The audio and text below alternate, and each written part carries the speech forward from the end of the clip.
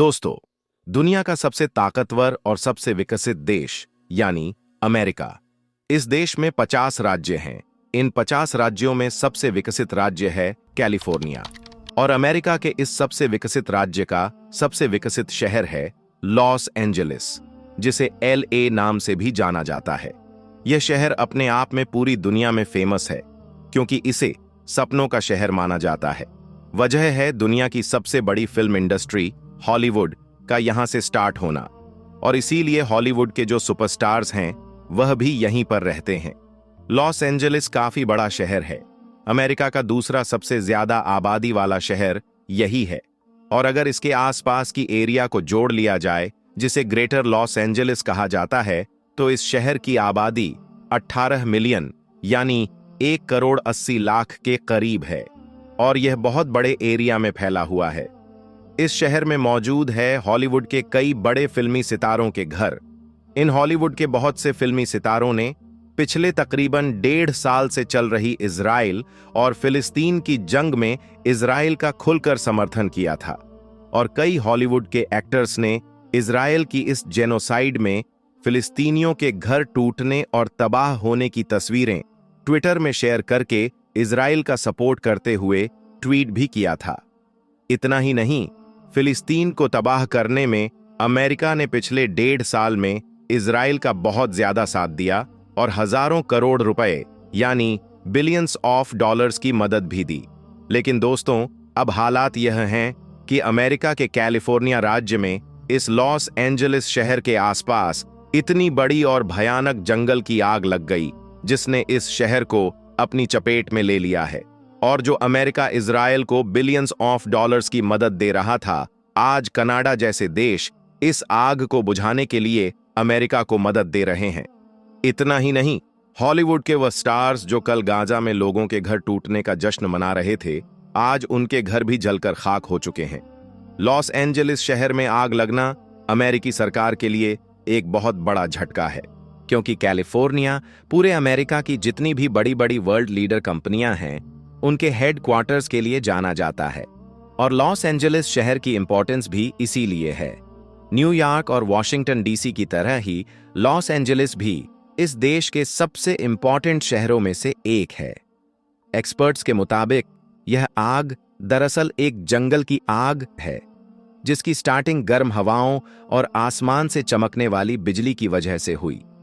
दुनिया भर के जंगलों में आग यूं तो अक्सर लगती रहती है, लेकिन यह आग इसलिए अलग है क्योंकि इसने एक शहर को ही अपनी चपेट में लेना स्टार्ट कर दिया, और इसीलिए इसे अमेरिका के पूरे इतिहास की सबसे भयानक और कॉस्टली आग कहा जा रहा है।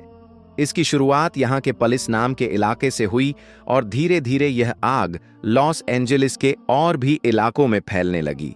लॉस एंजेलिस के फायर डिपार्टमेंट के चीफ के मुताबिक बहुत तेज हवाओं और ह्यूमिडिटी की वजह से इस आग को कंट्रोल करना अब भी बहुत ज्यादा मुश्किल है, और यह लगातार बढ़ती जा रही है। ऑलरेडी इस आग की वजह से 25 लोग अपनी जान भी गंवा चुके हैं, और यह नंबर बढ़ने की आशंका भी है। कई लोग जो अपने घरों में थे उन्हें वक्त पर निकला नहीं जा सका, जिसकी वजह से उनकी जान चली गई। इसके अलावा 2 लाख से ज्यादा लोगों को अपने घर छोड़कर भागना पड़ा। इस आग ने तकरीबन 20,000 छोटे और बड़े स्ट्रक्चर्स या बिल्डिंग को पूरी तरह से तबाह कर दिया है, और लॉस एंजेलिस शहर के जो नज़ारे हैं वह बहुत ज्यादा खतरनाक और डराने वाले हैं। ऐसा लग रहा है मानो आसमान से किसी बहुत बड़ी सुपर पावर ने एयर स्ट्राइक्स या मिसाइल स्ट्राइक्स कर दी हो, और लॉस एंजेलिस कुछ इस तरह लग रहा है जिस तरीके से अमेरिका के हमलों का शिकार हुए देश लगते थे। यहाँ का पैसिफिक पल्सेस नाम का इलाका, जो अपनी खूबसूरती और डेवलपमेंट के लिए फेमस था, अब सिर्फ वहां पर जले हुए स्ट्रक्चर्स और धुआं दिखाई दे रहा है। इस आग से अब तक यानी कुछ दिनों के अंदर ही तकरीबन 135 बिलियन डॉलर से लेकर 150 बिलियन डॉलर का नुकसान हो चुका है। यह नुकसान सिर्फ घरों और बिल्डिंग्स का ही नहीं, बल्कि टूरिज्म बिजनेस और इंफ्रास्ट्रक्चर का भी है, क्योंकि बैंक ऑफ अमेरिका की एक ब्रांच भी इस आग में जलकर तबाह हो गई। इसके अलावा लॉस एंजेलिस में मौजूद 80 साल पुराना ऐतिहासिक सिनेगोग, जो कि यहूदी धर्म का धार्मिक स्थल होता है, वह भी इस आग में जलकर तबाह हो गया। इसके अलावा लॉस एंजलिस की हॉलीवुड फिल्म इंडस्ट्री को बहुत बड़ा नुकसान हुआ, क्योंकि यह शहर समुद्र के किनारे बसा हुआ है, इसलिए यहां पर बंदरगाह बना हुआ है जो अमेरिका के सबसे बड़े बंदरगाहों में से एक है। इसे भी फिलहाल बंद कर दिया गया है।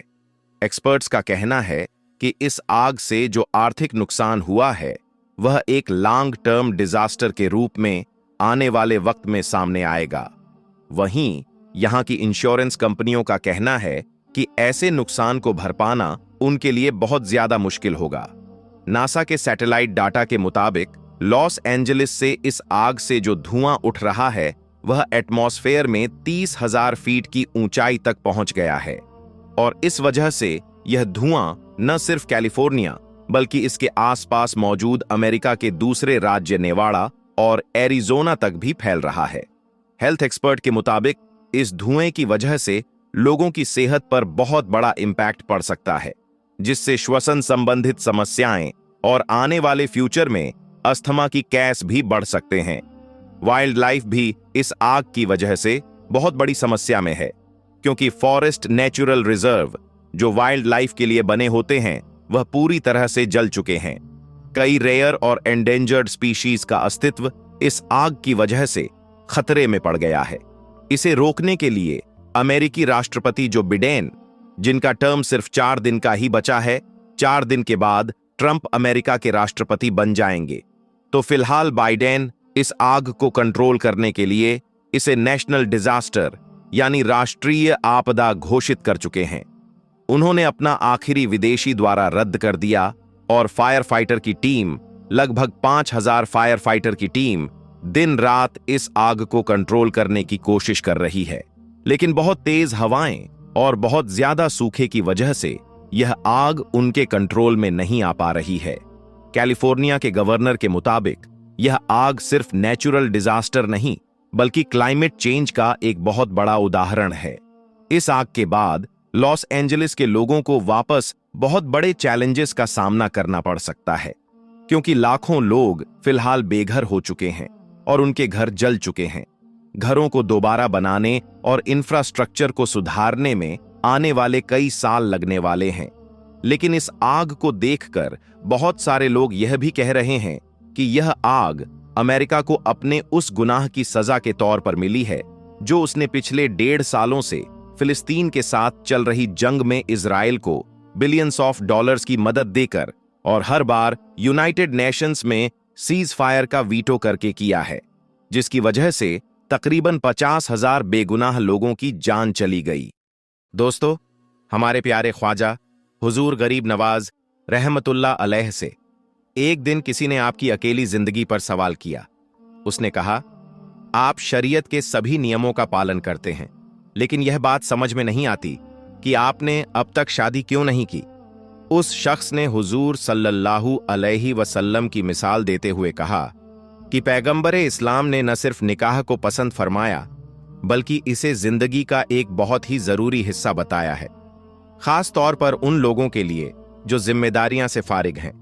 जब आपका खादिम ने आपको यह बात बताई तो ख्वाजा गरीब नवाज रहमतुल्लाह अलैह ने फरमाया, वह सही कहता है, मुझ में यह कमी है, लेकिन अल्लाह ताला हर चीज पर कुदरत रखता है, वह अपने बंदों की सभी गलतियों को माफ कर सकता है। इसके बाद एक रात ख्वाजा गरीब नवाज रहमतुल्लाह अलैह ने ख्वाब देखा। ख्वाब में आपको हुजूर नबी करीम सल्लल्लाहु अलैहि वसल्लम नजर आए। नबी सल्लल्लाहु अलैहि वसल्लम फरमा रहे थे, मोइनुद्दीन, तुम्हारे लिए जरूरी है कि तुम हमारी हर सुन्नत को जिंदा करो। जब ख्वाजा गरीब नवाज रहमतुल्लाह अलैह की आंख खुली तो आप कांप रहे थे। इस ख्वाब में आपको निकाह करने की हिदायत दी गई। इसके बाद आप कई दिनों तक परेशान और बेचैन रहे, अपने अपने हर अमल पर ध्यान दिया और सोचा कि कौन सी सुन्नत आपसे छूट रही है। फिर अचानक एक दिन आपको याद आया कि आपने अब तक शादी नहीं की। इसी ख्याल के साथ आपके बेचैन मन ने ख्वाब की ताबीर, ख्वाब का मतलब समझ लिया। यह एक बहुत ही अजीब और खास वाकया था। जब हजरत ख्वाजा गरीब नवाज रहमतुल्लाह अलैह ने हुजूर पाक सल्लल्लाहु अलैहि वसल्लम को ख्वाब में देखा, उसी रात पटली किले के हाकिम मलिक खिताब ने काफिरों की फौज पर हमला किया। दोनों तरफ से लड़ाई काफी देर तक चली। हिंदू सेना ने पूरी ताकत से मुकाबला किया, लेकिन आखिर में मलिक खिताब की फौज ने जीत हासिल की। हिंदू राजा या तो मारा गया या किसी खुफिया रास्ते से भाग गया। हालांकि इतिहास में इस बात का पक्का सबूत नहीं है। इतना जरूर पता है कि हिंदू सेना को बुरी तरह हार का सामना करना पड़ा था। इस लड़ाई में राजा की जवान बेटी भी कैद हो गई। मुसलमान सैनिकों ने उसे हकीम पटली के सामने पेश किया। अगले दिन मलिक खिताब उस लड़की को लेकर ख्वाजा गरीब नवाज रहमतुल्लाह अलैह की खिदमत में हाजिर हुआ। मालिक खिताब ने ख्वाजा गरीब नवाज रहमतुल्लाह अलैह के कदम चूमे और कहा, यह लड़की एक बड़े खानदान से ताल्लुक रखती है। मेरी ख्वाहिश है कि आप इसे अपनी कनीज यानी नौकरानी के तौर पर कबूल करें।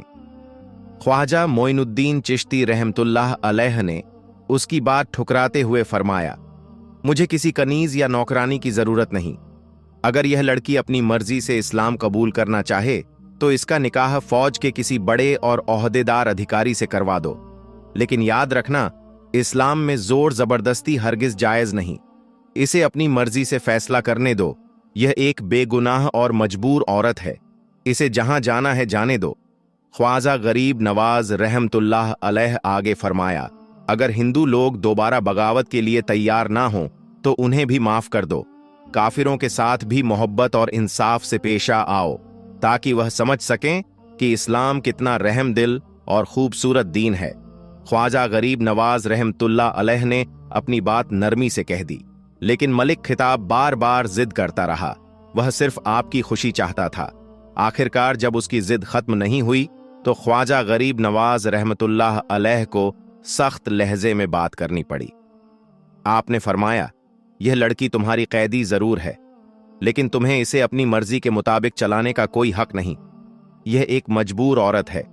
इसके हालात का एहसास करो और इसे आजाद कर दो। यह खुद जहां जाना चाहेगी वहां चली जाएगी। यह सुनकर मलिक खिताब चुप हो गया और मायूस होकर ख्वाजा साहब की बारगाह से उठ खड़ा हुआ। उसने राजकुमारी को साथ चलने का इशारा किया, लेकिन वहां मौजूद लोग हैरान रह गए जब लड़की ने उसके साथ जाने से इनकार कर दिया। ख्वाजा गरीब नवाज रहमतुल्लाह अलैह ने उस समझाने की बहुत कोशिश की, लेकिन लड़की ने कहा, आपने ही तो फरमाया था कि मुझे मेरी मर्जी पर छोड़ दिया जाए। अब मेरी ख्वाहिश है कि मैं मुसलमान बनकर अपनी बाकी जिंदगी आपके कदमों में गुजार दूं। लड़की के लिए ख्वाहिश इतनी मजबूत थी कि ख्वाजा गरीब नवाज रहमतुल्लाह अलैह उसे मना नहीं कर सके। मलिक खिताब यही चाहता था और अल्लाह की कुदरत ने उसकी यह तमन्ना पूरी कर दी। कुछ दिनों बाद उसे हिंदू लड़की ने अपने बाप दादा का धर्म छोड़कर इस्लाम कबूल कर लिया। इसके बाद ख्वाजा गरीब नवाज रहमतुल्लाह अलैह ने उस लड़की का नाम अमातुल्लाह रखा और उससे निकाह कर लिया। बीवी अमातुल्लाह बहुत नेक और पाक दामन खातून थी। उनके अच्छे किरदार ने गैर मुस्लिम औरतों पर गहरा असर डाला और इस तरह इस्लाम और फैलने लगा। बीवी अमातुल्लाह से ख्वाजा गरीब नवाज रहमतुल्लाह अलैह की बेटी बीबी हाफिजा जमाल पैदा हुई।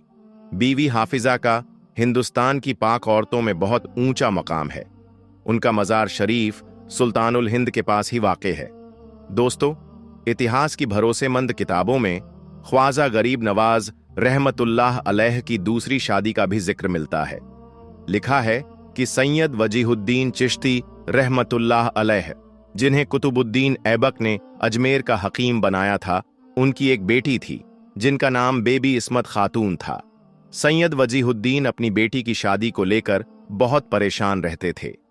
एक रात उन्होंने ख्वाब में हजरत इमाम जाफर सादिक रज़ियल्लाहु अन्हु को देखा। हजरत इमाम जाफर सादिक रज़ियल्लाहु अन्हु ने फरमाया, ए फर्जंद, फिक्रमंद मत हो। बारगाहे रिसालत से हुक्म है कि अपनी बेटी का निकाह हजरत ख्वाजा मोइनुद्दीन चिश्ती रहमतुल्लाह अलैह से कर दो।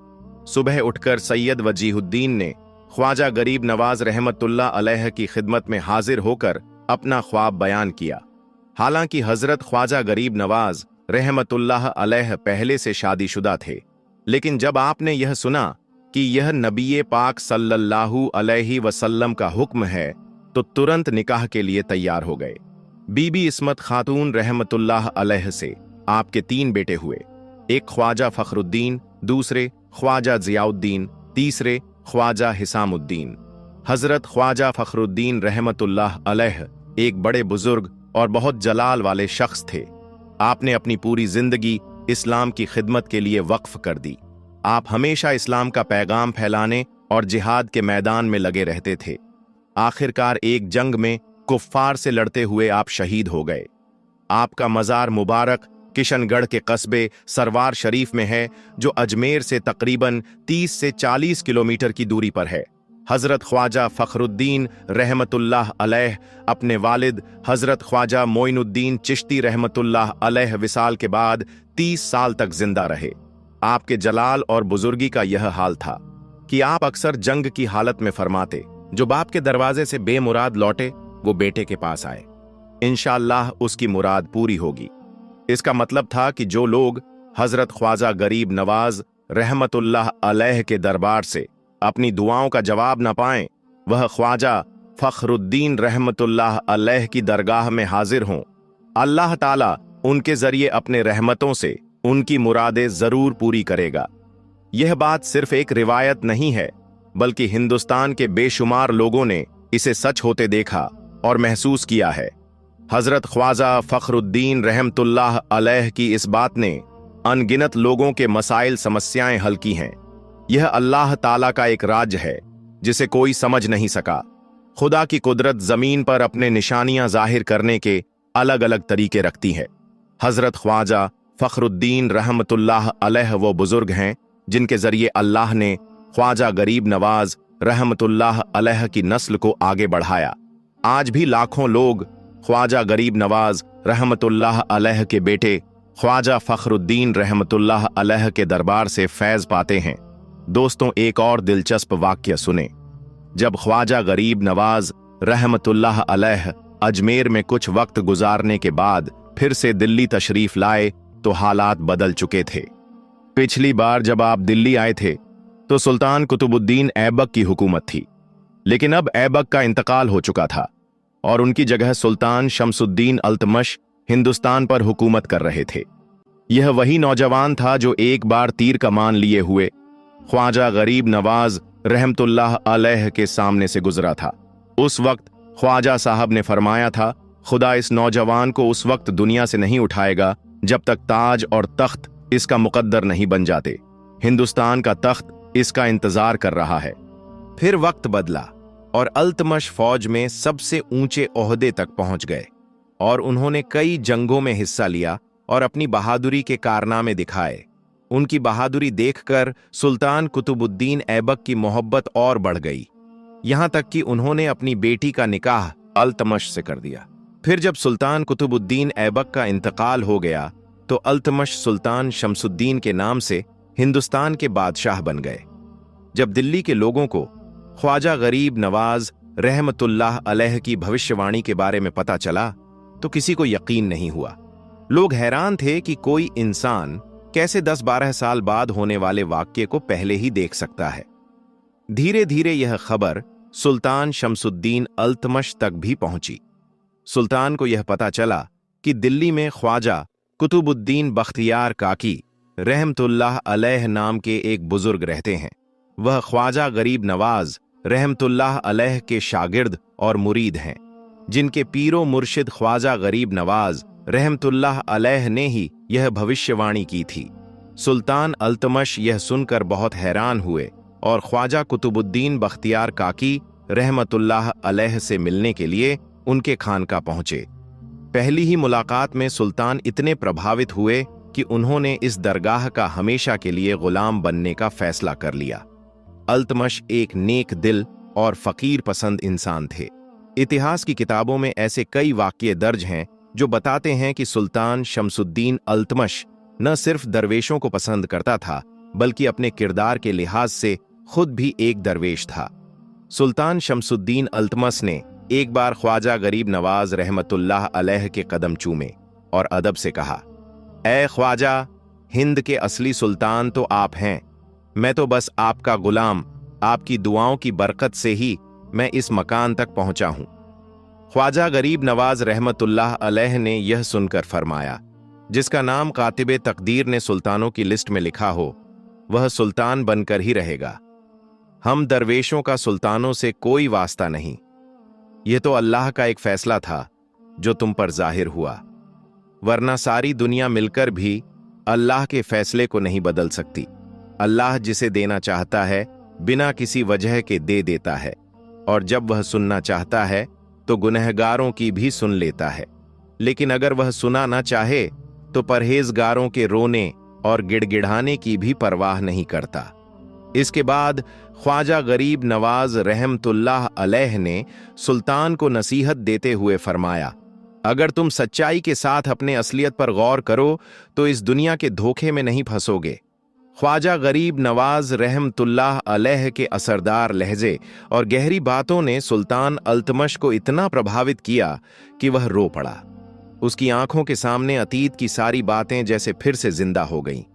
ख्वाजा गरीब नवाज ने उसे उसके गुलामी के दिनों की याद दिलाई। यह सुनकर सुल्तान की आजिज़ी और इनकिसारी बढ़ गई। उसका सर झुक गया और उसकी आंखों से आंसू बहने लगे। सुल्तान ने गहरे दर्द और नर्म अंदाज में कहा, ऐ रहमत के ताजदार, आपका यह गुलाम एक ऐसे रास्ते पर अकेला खड़ा है जहां हर तरफ कांटे कांटे हैं। दुआ करें कि मैं इस रास्ते से सलामती से निकल जाऊं, और यह भी दुआ करें कि जिसने मुझे गुलामी की जंजीरों से आजाद करके शाही ताज पहनाया, मैं उसकी मर्जी के मुताबिक चल सकूं। खुदा से मेरी गुजारिश है कि वह मुझे नफ्स की बुराइयों से बचाए और मेरी वजह से उसके बंदों को कोई तकलीफ ना हो। यह मंजर देखकर वहां मौजूद लोग हैरान रह गए। पहली बार उन्होंने एक सुल्तान को इतना आजिज और नर्म लहजे में बात करते हुए देखा। लेकिन जो समझदार लोग थे वह जानते थे कि यह सब ख्वाजा गरीब नवाज रहमतुल्लाह अलैह की रूहानी ताकत और जलाल का असर था। ख्वाजा गरीब नवाज रहमतुल्लाह अलैह ने सुल्तान पर दुआएं करते हुए फरमाया, सुल्तान शमसुद्दीन, तुम शुरू से ही बुजुर्गों की दुआओं के साए में हो। अल्लाह अपने बंदों को आजमाने के लिए अलग अलग तरीके अपनाता है। कभी किसी का ताज और शाही रुतबा छीन कर राजमाता है, तो कभी किसी को हुकूमत की जिम्मेदारियां में डालकर। कामयाब वही होता है जो हर मुश्किल के बीच अपने किरदार को पाक और बेदाग रखता है। यह दुनिया का सबसे मुश्किल काम है। फिर फरमाया, लेकिन इस फकीर की दुआएं तुम्हारे साथ हैं। अल्लाह तुम्हारा मददगार है और हर मुश्किल को आसान करने वाला है। हमेशा अदलो इंसाफ को कायम रखना, क्योंकि अल्लाह बेइंसाफ हुक्मरानों को कभी पसंद नहीं करता। दुआ पूरी होने के बाद सुल्तान शमसुद्दीन अल्तमश ने ख्वाजा गरीब नवाज रहमतुल्लाह अलैह के हाथ चूमे और अदब से वापस जाने लगे। जब वह वापस जा रहे थे तो लोगों ने सुना कि वह बड़े जोश और जब्बे से कह रहे थे, मैं अपनी बादशाही पर गर्व नहीं करता, बल्कि यह ख्वाजा गरीब नवाज रहमतुल्लाह अलैह की दुआ का असर है, जिन्होंने अपनी मुबारक जबान से मुझे सुल्तान कहा। उसी की बरकत से मैं आज बादशाह हूं। उसी जमाने में शेख शहाबुद्दीन रहमतुल्लाह अलैह, एक बड़े खलीफा और मशहूर बुजुर्ग हजरत ख्वाजा हमीदुद्दीन नागौरी रहमतुल्लाह अलैह बगदाद से दिल्ली आए। काजी हमीदुद्दीन को धार्मिक संगीत, जिसे सीमा कहा जाता है, बहुत पसंद था। दिल्ली के कुछ सूफी बुजुर्ग, जिनमें हजरत ख्वाजा कुतुबुद्दीन बख्तियार काकी रहमतुल्लाह अलैह भी शामिल थे, उन्होंने काजी साहब की इज्जत में सीमा की महफिल रखी। लेकिन दिल्ली के उलेमा इस सीमा के सख्त विरोधी थे, जिसकी वजह से उन्हें काजी साहब और दूसरे सूफियों से नाराजगी हो गई। मौलाना रुकनुद्दीन समरकंदी, जो उस समय के बड़े आलिम थे, सूफियों और दरवेशों के खिलाफ हो गए। एक बार सुल्तान शमसुद्दीन अल्तमश के महल के पास धार्मिक संगीत सीमा की एक महफिल हुई। जब हजरत ख्वाजा कुतुबुद्दीन बख्तियार काकी रहमतुल्लाह अलैह को इसका पता चला तो वह अपने कुछ साथियों के साथ वहां पहुंचे। उन्होंने अपने घर वालों से कहा कि जब मौलाना रुकमुद्दीन आएं तो वह लोग चुप जाएं। अगर वह बिना इजाजत के अंदर आएं तो हम उनका विरोध करेंगे। जब मौलाना रुकमुद्दीन आए तो घर में किसी को न देखकर वापस लौट गए। इस मामले को टाल दिया गया, लेकिन कई और उलेमा भी इस सीमा के खिलाफ थे। सुल्तान शमसुद्दीन अल्तमस के दरबार के दो मशहूर आलिम मुल्ला इमामुद्दीन और मुल्ला जलालुद्दीन सीमा के खिलाफ थे। उन्होंने अपने असर का इस्तेमाल करते हुए अल्तमश पर दबाव डाला और सीमा की महफिलों पर पाबंदी लगवा दी। फिर एक खास बैठक में सुल्तान ने हजरत काजी हमीदुद्दीन नागौरी रहमतुल्लाह अलैह को बुलाया ताकि वह उलेमा के सवालों का जवाब दें। मुल्ला इमामुद्दीन और मुल्ला जलालुद्दीन ने उनसे पूछा, क्या शरीयत में सीमा हराम है या हलाल? काजी साहब ने गर्मजोशी के साथ जवाब दिया कि सीमा उन लोगों के लिए हलाल है जो अल्लाह के करीब हैं और उन लोगों के लिए हराम है जो केवल दुनियादारी में लगे हुए हैं। हजरत काजी हमीदुद्दीन नागौरी रहमतुल्लाह अलैह ने उलेमा के सवालों का जवाब देने के बाद सुल्तान शमसुद्दीन अल्तमश से कहा, क्या आपको याद है जब आप बचपन में गुलाम थे और आपके मलिक के घर में सीमा की महफिल हो रही थी?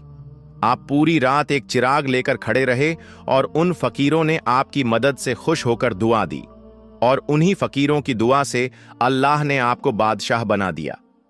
काजी साहब की बात सुनकर सुल्तान अल्तमस की आंखों में आंसू आ गए और वह बहुत भावुक हो गए। इसके बाद सुल्तान ने काजी साहब को अदब के साथ विदा किया।